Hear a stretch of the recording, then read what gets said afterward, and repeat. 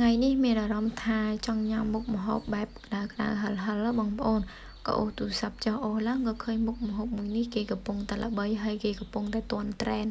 ចឹងហើយក៏សាក់ធ្វើញ៉ាំទាំងម្ដងបងប្អូន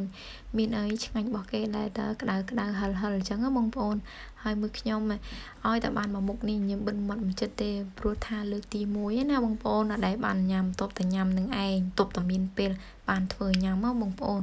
ក្តៅហឹលហើយអាហឹលហើយបាយក្តៅទៀតបងប្អូនដាក់ជាមួយពងទាយីពីថាជាតិនោះជាតិបងប្អូនអើយយីពីថាឆ្ងាញ់យ៉ាងណាទេបងប្អូនអើយមើលទៅមាត់ខ្ញុំក៏ដឹងដែរអូយមួយម៉ាត់និយាយពីថាម្ហូបនឹងហឹលហើយត្រូវខែនឹងល្ងាទៀតញ៉ាំរបស់ហឹលគឺវាស្រួលខ្លួនណា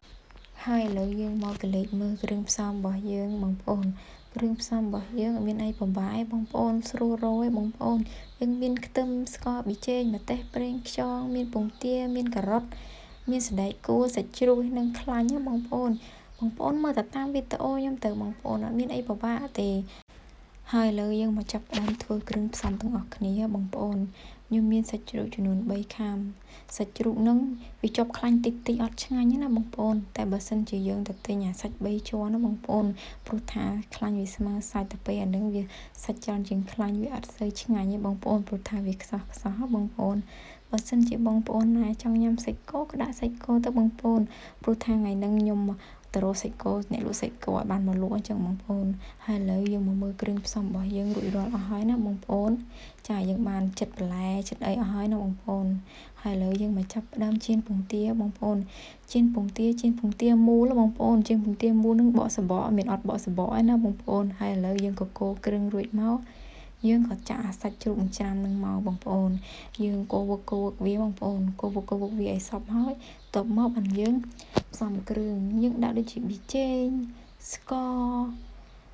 អំបិលហើយនិងប្រេងខ្យងអីចឹងទៅណាបងប្អូនបន្ទាប់មកក៏យើងកូរវឹកវាឲ្យវាស្មើគ្រឿងហើយគ្រឿងឲ្យវារលាយចូលគ្នាអស់អញ្ចឹងណាបងប្អូនកូរវឹកវាមកហើយឥឡូវយើងឆាបន្លែមួយសាច់មួយសពពីរសពណាបងប្អូនបន្លែយើងកុំទុកឲ្យវារលួយយើងញ៉ាំបែបច្រប់បងប្អូនបានញ៉ាំទៅវាឆ្ងាញ់បងប្អូនហើយឥឡូវម្ហូបយើងបានរួចរាល់អស់ហើយចេញមកពិសាទាំងអស់គ្នាណាបងប្អូនមើលទៅមាត់ខ្ញុំបានហើយបងប្អូននិយាយពីថា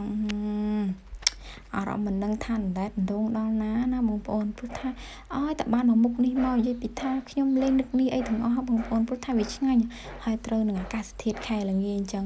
ក្តៅហឹលអូយនិយាយពីថាឆ្ងាញ់ណាបងប្អូនមើលទៅមាត់ខ្ញុំមកកបុំមកបងប្អូនអើយនិយាយពីថា